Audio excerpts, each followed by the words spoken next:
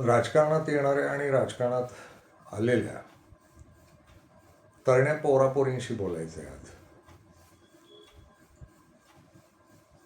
राजकारण हे करिअर आहे का, किंवा राजकारण ही कारकीर्द आहे का?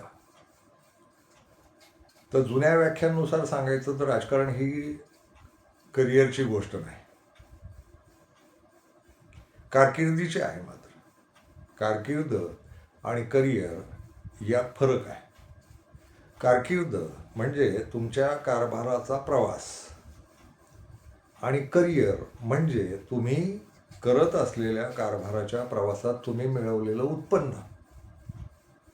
करिअरमध्ये ख्याती नावाची गोष्ट नाही, प्रसिद्धी नावाची गोष्ट नाही. करिअर ही जगण्याच्या कष्टांची गोष्ट आहे, प्रयासांची गोष्ट आहे. करिअरमध्ये पैसा आहे, कारकिर्दीत पैसा नावाची गोष्ट नाही. ती ख्यातीची गोष्ट आहे, प्रसिद्धीची गोष्ट आहे.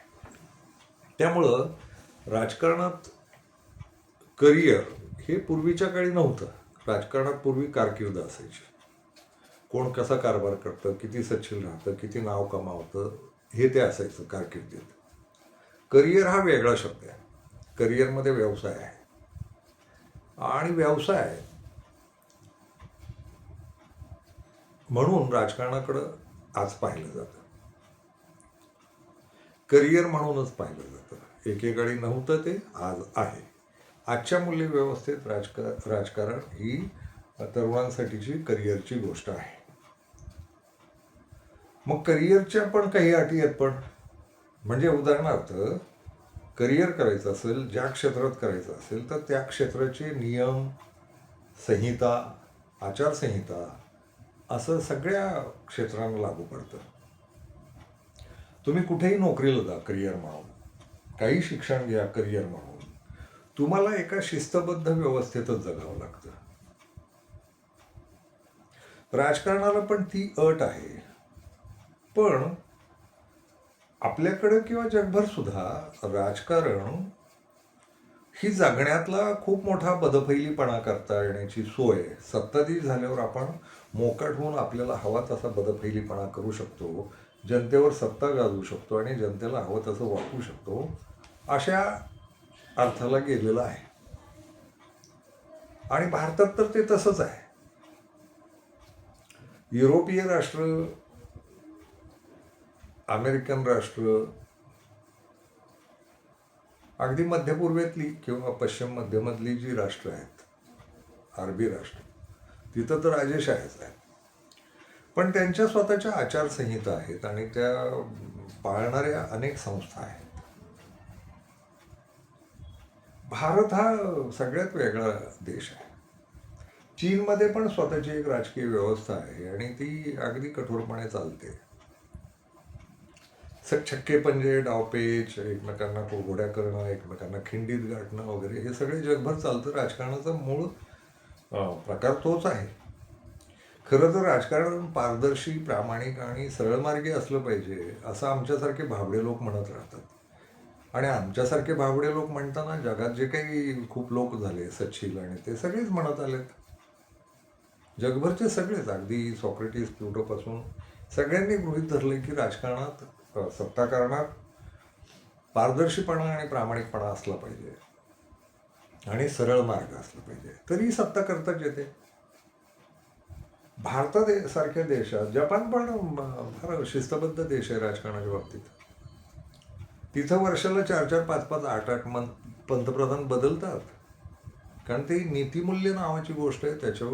त्याच्यावर ते चालायचा प्रयत्न करतात, आणि लोक घसरतोय असं दिसलं तर त्याच्यावर इतर संस्था ज्या रक्षणासाठी आहेत किंवा लक्ष ठेवण्यासाठी आहेत, त्या बाजूला करतात, त्यांना आक्षेप घेतला जातो.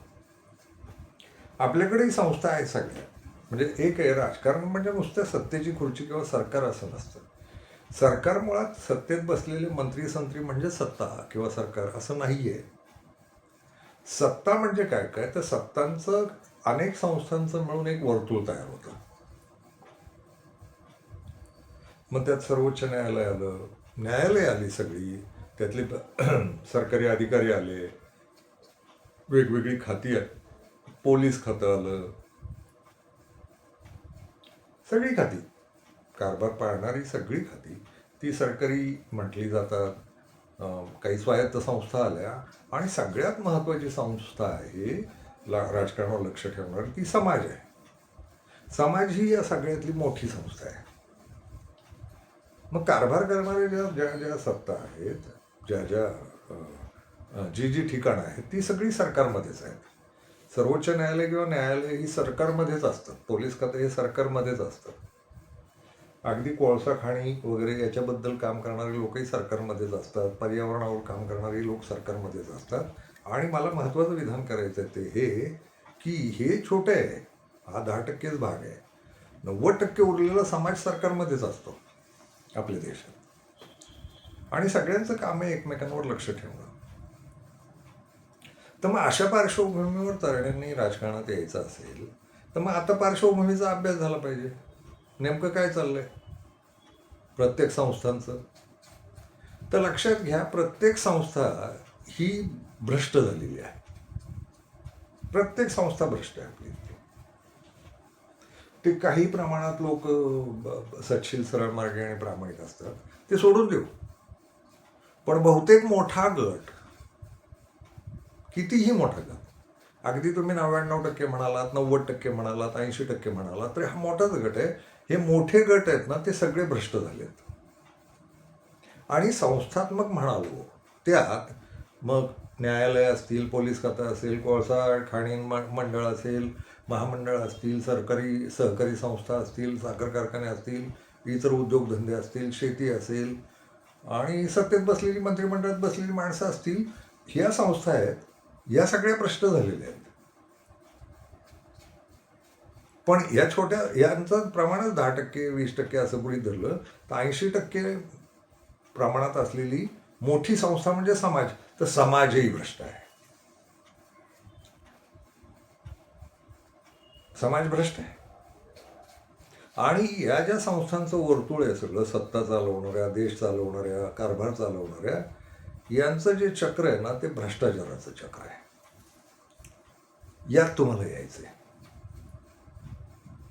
आणि भ्रष्टाचार भारतासारख्या देशात किंवा जगभर सुद्धा आजही दोनच भ्रष्टाचार फार मोठे मानले जातात.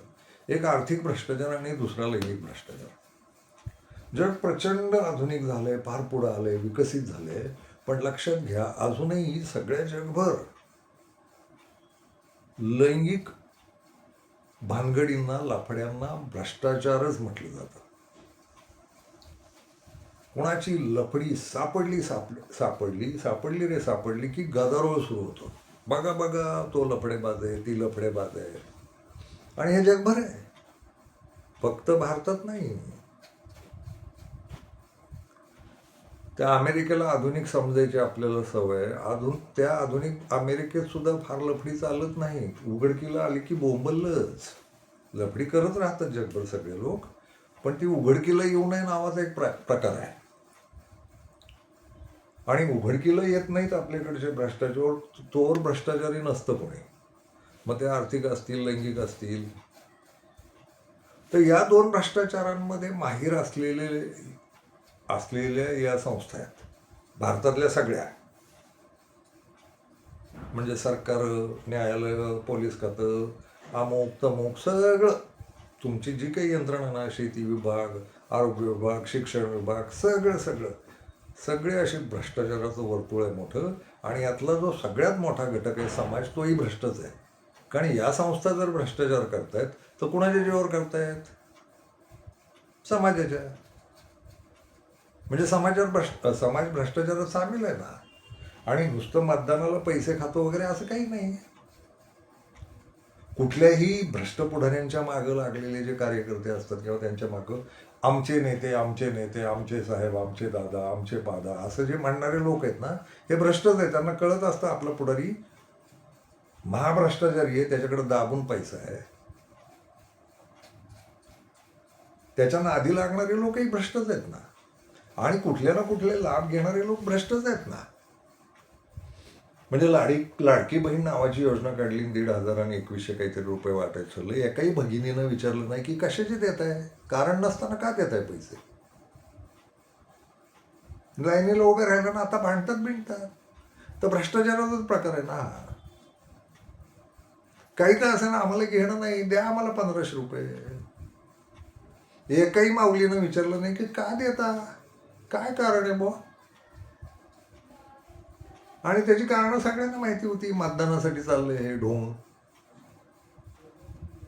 तर मायमावल्यांना आपल्या लाज नाही वाटली की फुकटचं घेऊ नये काही. बरं, तत्वता कीर्तनता कीर्तनं गावोगावी चालतात, ती सज्जनपणाची, साक्षरतेची, आदर्शाची.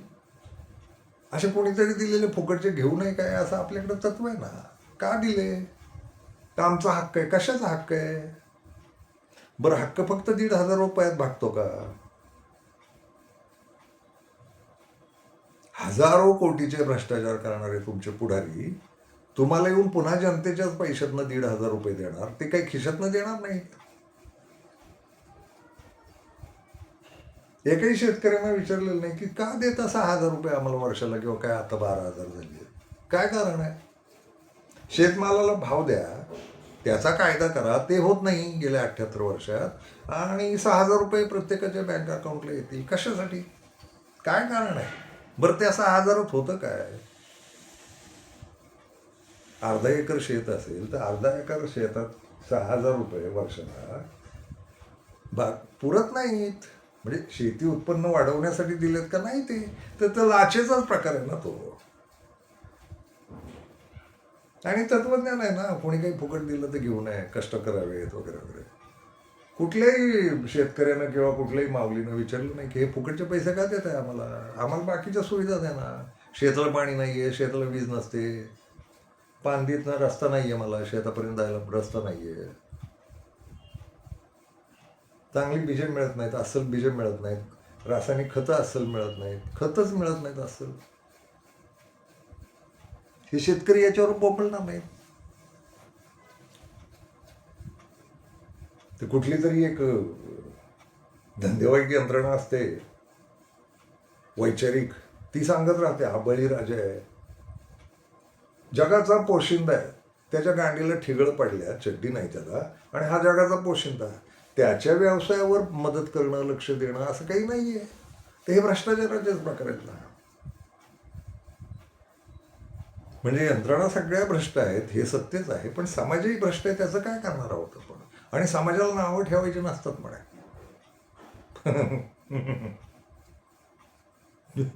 बेकार आहे. अशा भ्रष्ट समाजाला नावं नाही ठेवायची. सरकारी अनुदान आली की चालले धावत. अनुदानांचं पुढं काय होतं. कशाची अनुदान आहेत, कशाची पण. म्हणजे तुमच्या घरावर पत्रे टाकण्यापासून, घर बांधण्यापासून, उद्योगधंदे करण्यापासून, शेतीपर्यंत सगळ्या गोष्टींना अनुदान आहेत.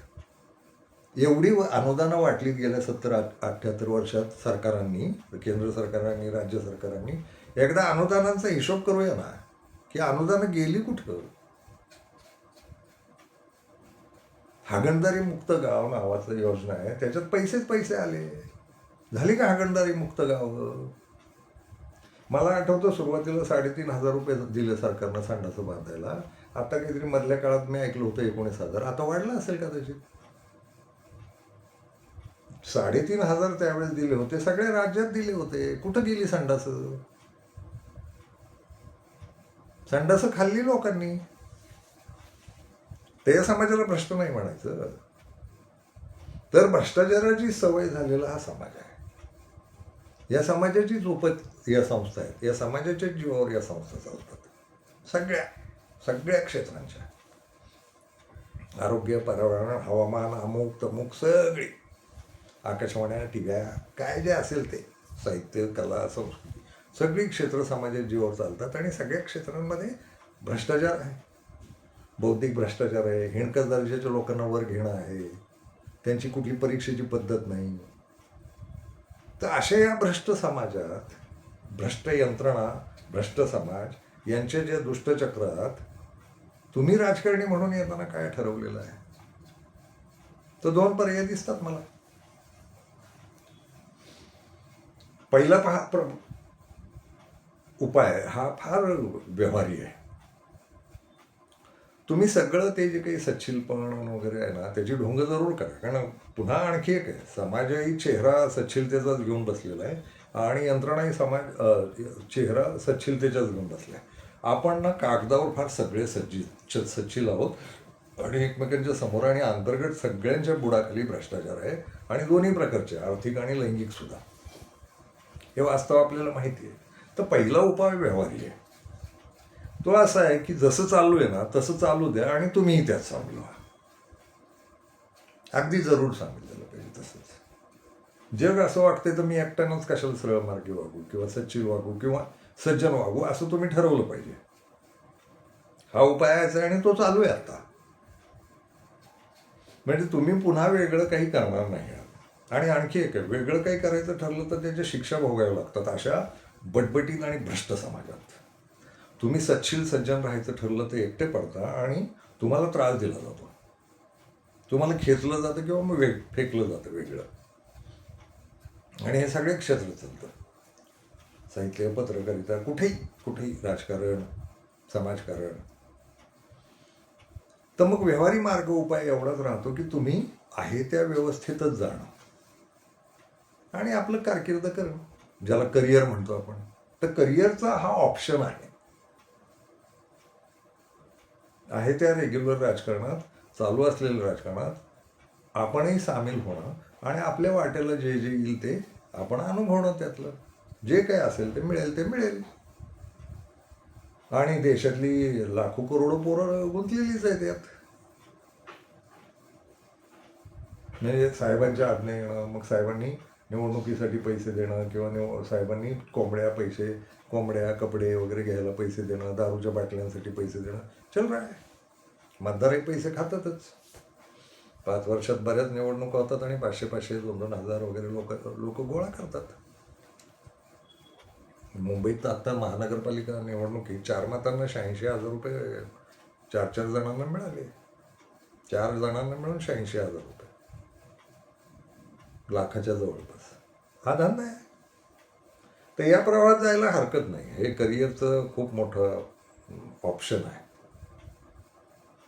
पण मग यातलं सगळं भोगावं लागेल. म्हणजे कुठल्याही करिअरला तुम्ही गेलात तर त्यातलं खालचं वरचं, तुमच्या बौद्धिकतेचं, तुमच्या परीक्षा होत राहतात. तुम्ही एखाद्या नोकरीला गेलात तरी तुम्ही 35 वर्ष जरी राहिलात तरी 35 वर्ष तुमची सतत परीक्षा होत असते.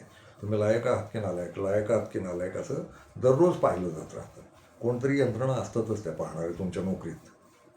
आणि मग तुम्हाला त्या पद्धतीनं वागवलं पण जातं. कधी शिव्या दिल्या जातात, कधी अपमान केले जातात, कधी चांगलं वागलं तर पगारवाढी दिल्या जातात आणि निवृत्तीपर्यंतचा प्रवास होतो. राजकारणात असंच आहे आत्ताच्या. एकटं पडायचं नसेल आणि वेगळं पडायचं नसेल आणि वगळलं जायचं नसेल तर तुम्हाला या आत्ता चालू असलेल्या राजकारणात कारकीर्द म्हणून, कारकीर्द जाऊ दे, करिअर म्हणून सामील होता येतं. आणि तसे करोडो तरुण आत्ता आहेत सामील. पोरी आहेत, पोरं आहेत आणि ते सगळं चालूच आहे रीतसर. म्हणजे ते जे त्यांचे आका आहेत मोठे पुढारी, त्यांचे पक्ष आहेत मोठे, त्यांच्याकडे पैसे आहेत. मग या पैशाचा विनियोग म्हणजे खेड्यातल्या कार्यकर्त्यांपर्यंतचा प्रवास. म्हणजे त्या सगळ्या पैशाचं वितरण खालपर्यंत होत राहतं. मग निवडणुका येत राहतात, कामं असतात, सभा होतात, प्रदर्शन होतात, प्रचार होतो, मोर्चे निघतात वगैरे. या सगळ्याला पैसे लागतात. या पैशामध्ये आपापला वाटा. हे करिअरचं एक सुंदर संधी आहे या पद्धतीची, जी चालू आहे. हा रोजगारच आहे. राजकारण हा भारतातला रोजगार आहे. तर यात सामील होता येईल. आणि प्रत्येकाला काही ना काही संधी मिळते. म्हणजे तुमच्या लायकीवर पुन्हा ते असतं. जसं नोकरी तुमच्या परीक्षा होत असतात, कार्यकर्ता म्हणून तुमचा पक्ष, तुमचे पुढारी तुमचं परीक्षा घेतच असतात. भोवतीचे लोक मतांतरं, एकमेकांच्या काड्या करणं, एकमेकांविरुद्ध काड्या करणं, राजकारण खेळणं, एकमेकांना मागे चेपणं, पुढं ढकलणं, याला नेता म्हणणं, त्याला फालतू म्हणणं, असं सगळं रीतसर चालू आहे ती कारकीर्द, करिअर म्हणून. तर हे सगळं भोगावंच लागेल. म्हणजे कुठल्याही करिअरमध्ये तुम्हाला ते सगळंच भोगावं लागतं. कुठलीही नोकरी अशी बिनराजकीय नाही आहे. तुम्ही कुठल्याही क्षेत्रात कामाला जा, नोकरीला जा, तुम्हाला तिथले लोक त्रास देत राहतात, तुमच्या मदतीला येत राहतात, गट पडतात, काड्या केल्या जातात, सगळं रीतसर चालू आहे. जळजळ चालू असते, जळाऊपणा चालू असतो.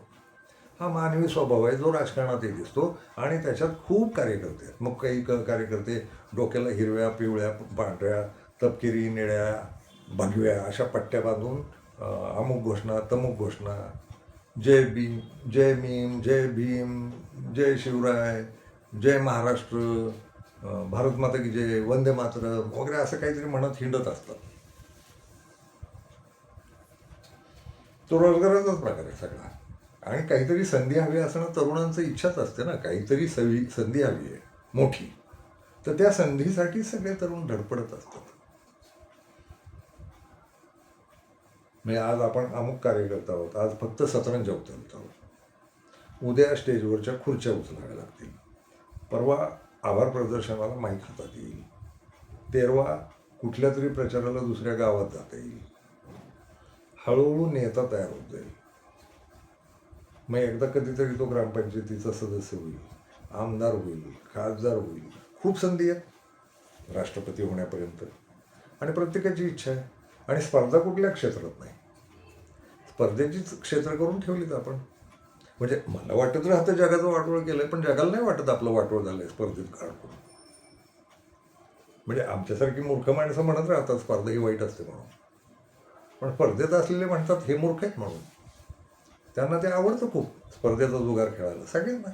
तर राजकारणात सुद्धा स्पर्धा आहे खूप मोठी, तर त्या स्पर्धेत असायचं आपण, राहायचं. मग काही ना काही मिळत राहतं आणि सगळ्यांना सगळंच मिळतं असं नव्हे. राष्ट्रपती पुन्हा एकच होतो, पक्षाचा अध्यक्ष पुन्हा एकच होतो, मुख्यमंत्री पुन्हा एकच होतो, मंत्रिमंडळाचे मोजकेच लोक असतात, सत्तेच्या मलिदेच्या ठिकाणी मलईच्या ठिकाणी मोजकेच लोक असतात.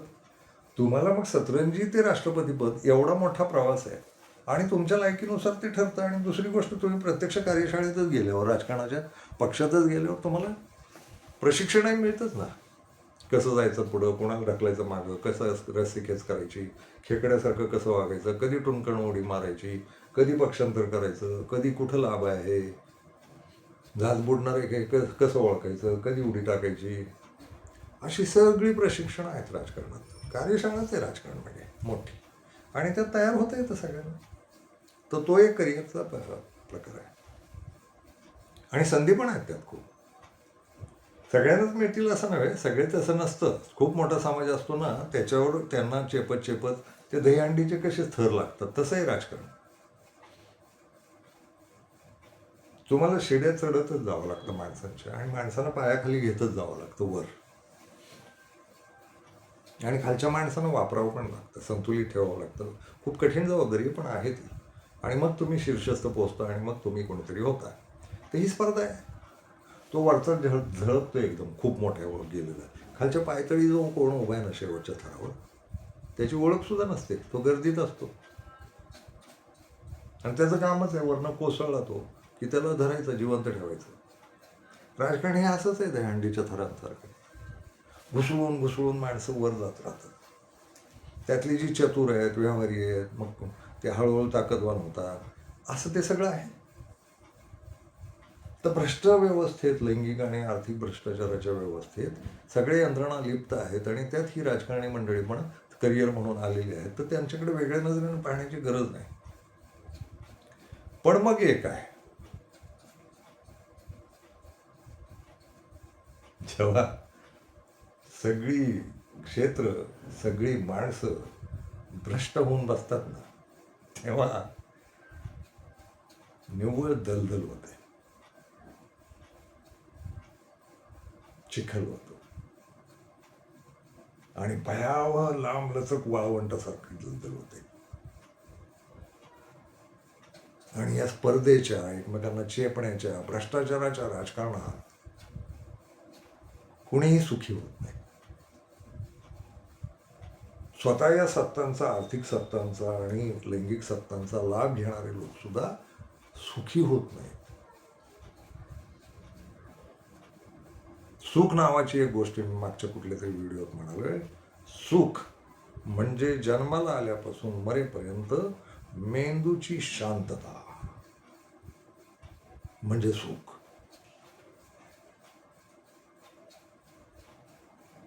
कुठल्याही जगण्याच्या कुठल्याही क्षेत्रात कुठल्याही माणसाचा मेंदू शांत, आनंदी, प्रसन्न असं दिसत नाही.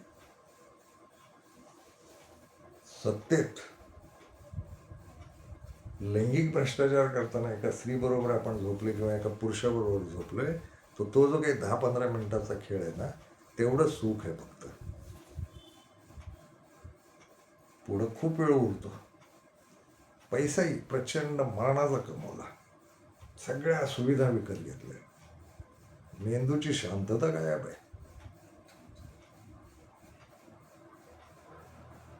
मेंदूची शांतता नसलेल्या जगात तुम्ही भ्रष्टाचार करा नका करू, तुमचं जगणं हे घाणच आहे. नरक, दलदल, चिखल, रेंधा. काय जगायचंय ते ठरवावं लागेल. एकदा जन्म मिळतो तर तो आयुष्यभर अस्वस्थ राहून जगण्यापेक्षा स्वस्थ आणि शांत आणि आनंदी राहून जगता येईल ना. आणि आनंदी राहण्याचा, स्वस्थ आणि शांत राहण्याचा एकमेव मार्ग आहे जे पूर्वजांनी सांगितलंय. त्याचं नाव आहे पारदर्शीपणा आणि प्रामाणिकपणा. तुम्ही राजकारणात यायला हरकत नाही, हा दुसरा उपाय आहे. शांत सुखी जगायचं असेल, आनंदी जगायचं असेल आणि आनंदी जगणं पूर्ण करून मग निवांत आरोग्यपूर्ण मरायचं असेल तर प्रामाणिक राहणं आणि प्रांजळ राहणं आणि पारदर्शी राहणं याला पर्याय नाही. मग कारकीर्द नाही झाली तरी चालेल, वेगळे पडलात तरी चालेल, एकटे राहिलात तरी चालेल, पण येणार असाल राजकारणात आणि कुठल्याही क्षेत्रात, मी सगळ्याच तरुणांना सांगतो, आणि किमान 2 गोष्टी टाळायच्या फक्त. सगळ्या सामाजिक जागतिक आणि भारतीय व्यवस्थेत सुद्धा 2च गोष्टी टाळायच्यात. एक, आर्थिक भ्रष्टाचार कधी करणार नाही, आणि 2, लैंगिक भ्रष्टाचार कधी करणार नाही. कारण लैंगिकता किती खुलं जग आहे आणि आता ते राहिलं नाही वगैरे नाही. तुमची लैंगिक लफडी सापडली तरी आजही बदनामीच होते, आणि आर्थिक भ्रष्टाचार सापडला तरी बदनामीच होते. तर सापडणं न सापडण्याच्या पल्याडे एक मार्ग राहतो, करायचंच नाही ते आपण. आजचं भारतीय राजकारण इतकं बिकट झालंय की प्रत्येकाची काही ना काही अंडी पिल्ली आहेत, आणि ती एकमेकांना माहिती आहेत. म्हणजे राजकारणाचं असं झालंय आता की तुमच्या गुप्त गोष्टी माहीत करून घ्यायच्या आणि वेळ आली की ते वापरायच्या. म्हणजे तुम्हाला माझ्यासमोर वाकवायचं असेल तरी वापरायच्या, किंवा तुम्हाला बदनाम करायचं असेल आणि आयुष्यातनं उठवायचं असेल तरी वापरायच्या. आजचं राजकारण तसंच आहे, आणि याला एकही पक्ष अपवाद नाही. प्रत्येकाच्या फायली प्रत्येकाकडे पडल्यात आणि त्यांच्या साठ्या लोट्याचा खेळ, त्यांना एकमेकांना जपण्याचा खेळ, असं सगळं चालू आहे.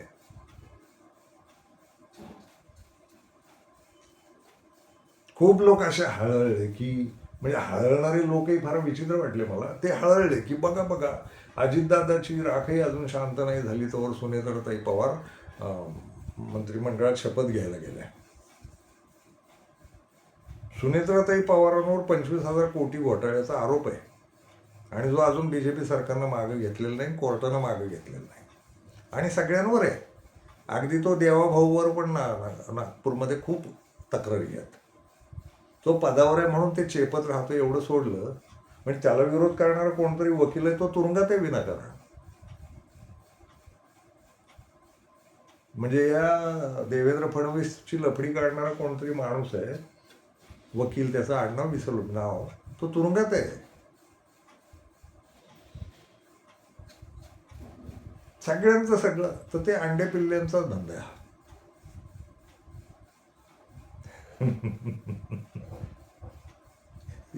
या राज्यातले किंवा देशातले सगळे राजकारणी हे अंड्याच्या धंद्यावाले आहेत. अंड्यावाले प्रत्येकाची अंडी लपून ठेवल्यात प्रत्येकाला, म्हणजे स्वतः खाली दडवायची, पण दुसरीकडे पुन्हा गेली की तो त्याचा गैरप्रभाव. असलंच राजकारण चाललंय सध्या, आणि सुखी कोणी नाही. कोणीच नाही. तो त्यांना राजकारणाचा नाद आहे वगैरे, ठीक आहे हो.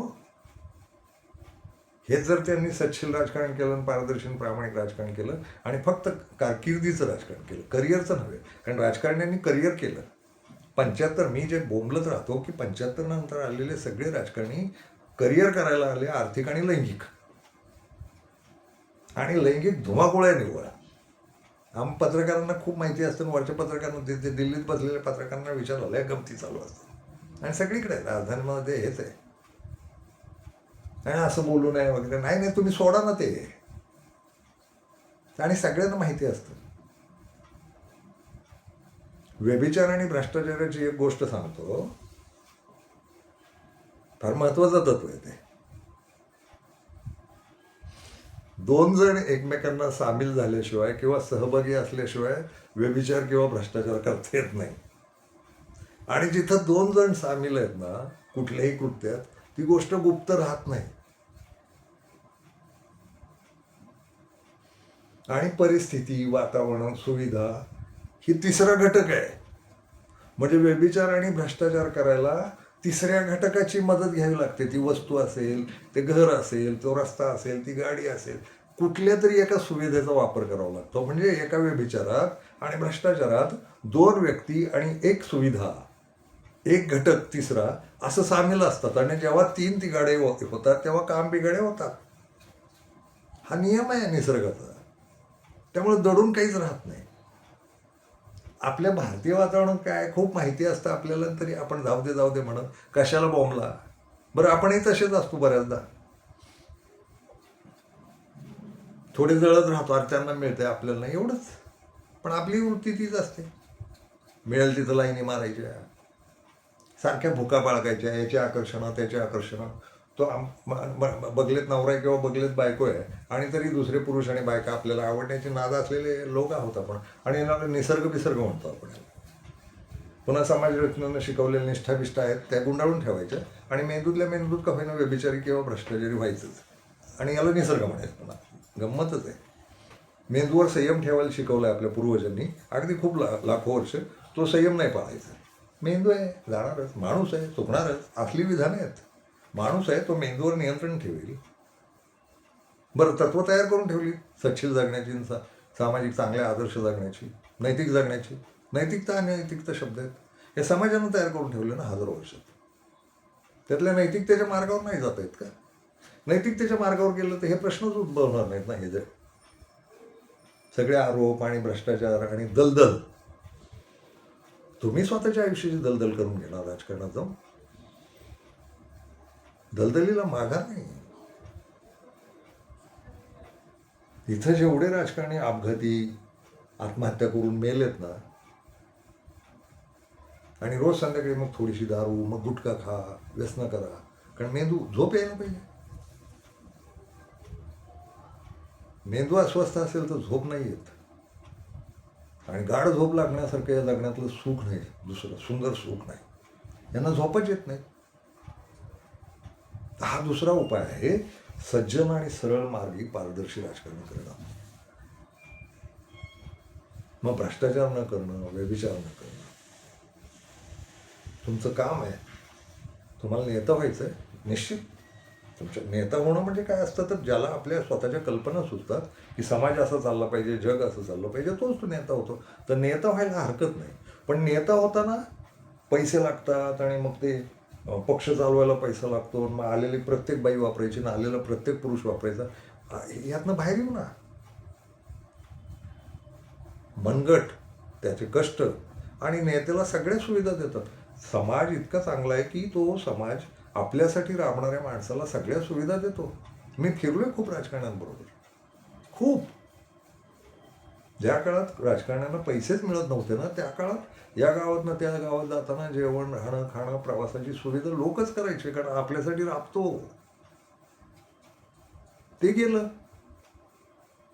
75 नंतरच्या राजकारणात स्वातंत्र्य आंदोलनाशी संबंध नसलेल्या ज्या पिढ्या आल्या, शरद पवार आणि त्यांचं सगळं त्या पद्धतीचे ते जे लोक आहेत त्या काळातले देशदूत राहिलेले, मुलायम सिंग आहे, फारुख अब्दुल्ला आहे, मायावती आहे, ममता आहे वगैरे, जयललिता होती, असले या सगळ्यांना यांनी ठरवलं की नाही, याचा व्यवसाय करू आपण. आणि मग व्यवसायाच्या दलदलीत अडकले हो सगळे.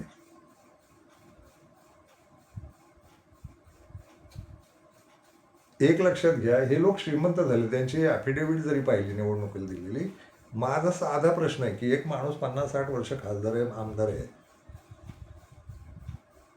त्याचा पगार काढा ना, त्या खासदारकीचा त्या आमदारकीचा पगार काढा, त्याला सरकारनं दिलेल्या सुविधांचा हिशोब काढा. त्याला हेलिकॉप्टर दिलं, त्याला रेल्वे दिली, त्याला एस.टी दिली, त्याला कार दिली, टोल माफी दिली वगैरे, या सगळ्या सुविधा काढा. लक्षात घ्या, याच्यावर जगता आलं असतं ना, पगार मिळतोच ना हो. पण मग यांच्या एवढ्या हजारो कोटीचे इस्टेटे आले कुठून, हा प्रश्न नाही विचारायचा. तर त्यांनी व्यवसाय केले म्हणे, मग राजकारणात कशाला गेला? आणि तुम्ही हे व्यवसाय उभे केले हजारो कोटीचे, याचा अर्थ राजकीय पदाचा गैरवापर केला तुम्ही. हाही भ्रष्टाचाराचाच प्रकार आहे ना. तुम्ही गैरवापर करता स्वतःच्या पदाचा.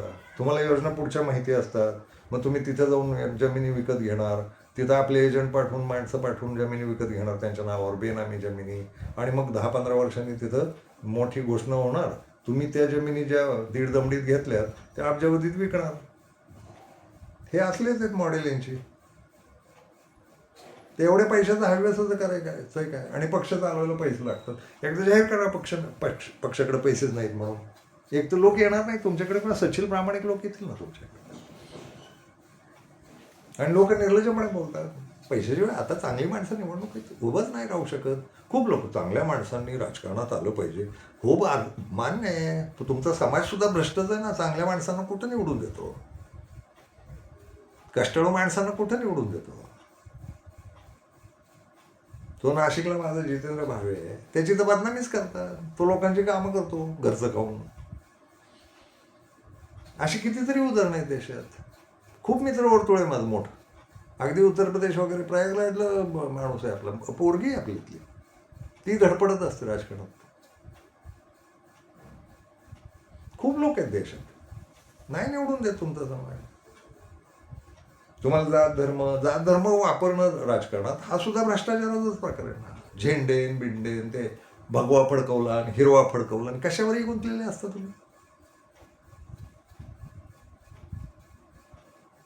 तर हा दुसरा मार्ग आहे जो सुखाचा आहे, शांतीचा आहे. आणि आत्ताच्या या वातावरणात तुम्हाला ते खूपच अवघड आहे हो. मग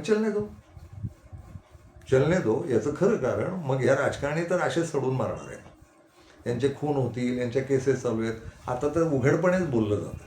3च मार्ग शिल्लक आहेत आता. राजकारण्याला आत्महत्या करून घ्यायची, राजकारण्याचा अपघात होणार, नाहीतर राजकारणी बीजेपीत जाणार.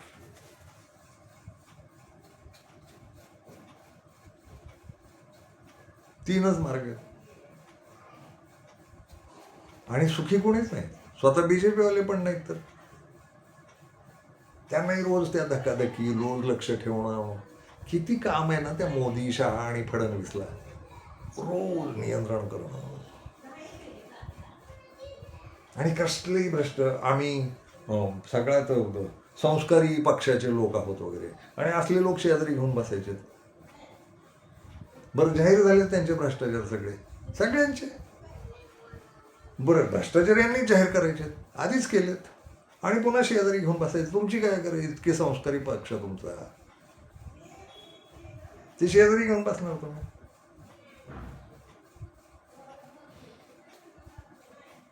बदलावं लागेल. हा जो खूप मोठा असा पॅटर्न ठरलाय ना, हा बदलावा लागेल, तर जगातला प्रत्येक माणूस सुखी होईल. तो ट्रम्प भ्रष्ट तिथं बसलाय, आणि देशोदेशी असेच आहेत सगळे. या भ्रष्टाचारांची भांडवली व्यवस्था म्हणजे राजकारण झाले. आणि ग्रामपंचायतीचा सदस्य हा त्या याच्यातलं प्यादा असतो.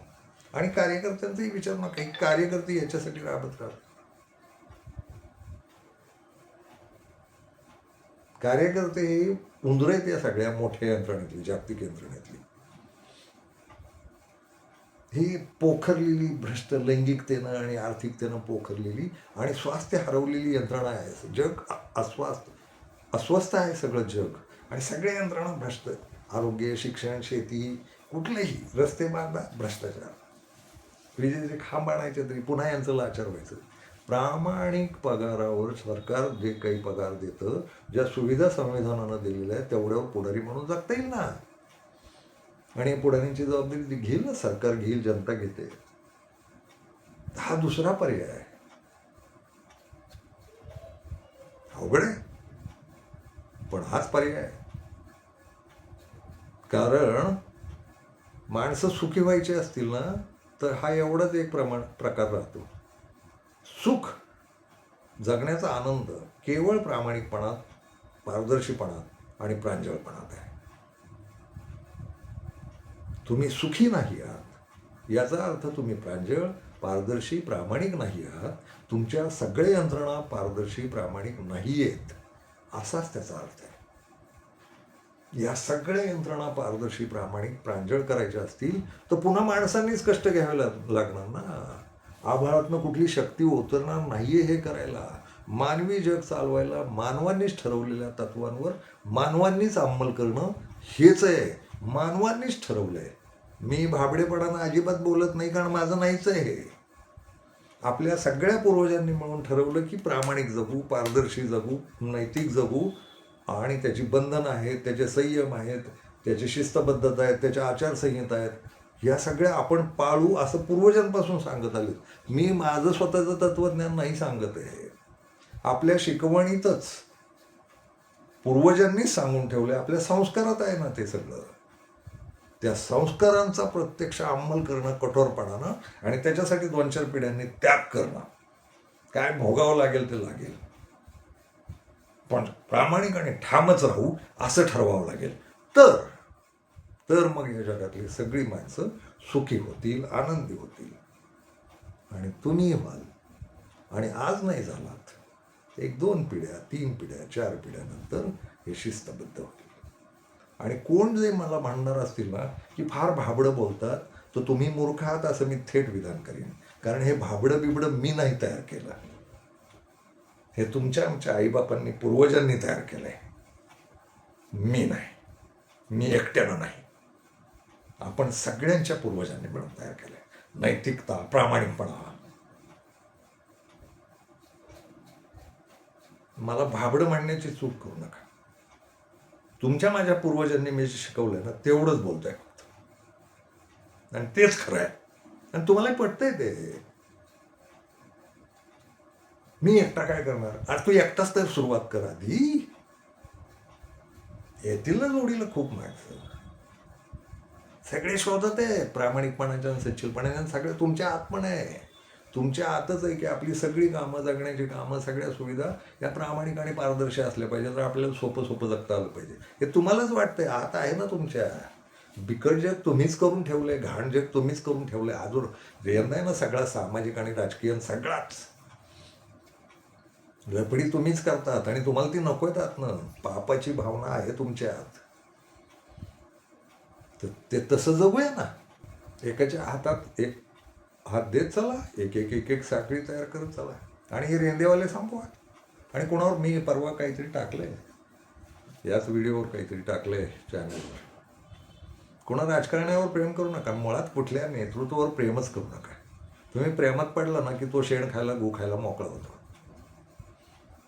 मग तुमची डोळे झाक करायला लागते. आपलं प्रेम आहे त्याच्यावर. त्याचं काम आहे, तो नोकर आहे, सेवक आहे. कोणाच्या प्रेमात पडू नका. आमचे साहेब आणि आमचे नाम आणि नमो नमो वाट लावली नमो देशाची. जागतिक पातळीवर नाचक्की चालू आहे आता. एवढा दलाल देश विकला सगळा. ते आर्थिक बजेट ऐकलं का? सगळ्यात कमी केलंय. सगळ्या बजेटमध्ये सगळ्या क्षेत्रांचं कमी करून टाकलंय. शिक्षण, आरोग्य सगळ्या याच्यात कमी करून टाकलंय. पोकळ बजेट जाहीर केलंय आणि हे फायदे ते फायदे. अरे नाही, मायनसमधलं बजेट आहे. 14-15 लाख कोटी रुपये नुसते व्याजावरही चाललेत भारताचे. एवढं कर्ज करून ठेवलंय या दलालांना. एक राज्य, एक देश आणि मग जगातले सगळे देश मिळून सच्चिल सुखी व्हायचे असतील, आनंदी व्हायचे असेल तर तुमच्याच पूर्वजांनी सांगितलेलं सत्य, प्रामाणिकपणा, अहिंसा, द्वेषरहित राजकारणाला पर्याय नाही आणि तुम्ही ती सुरुवात केली तरच काहीतरी होईल. मी दोन्ही पर्याय ठेवलेत. तुम्ही तुमचं जायचं असेल तर जा, पण तुमच्या पिढ्या सडत मारणार, तुम्ही पण सडत मारणार, काहीतरी होणार तुमचं, खून तुरुंग, भाजपत जा किंवा मग आत्महत्या करा वगैरे काहीतरी होणार. पण या मार्गाला आलं तर थोडं भोगावं लागेल.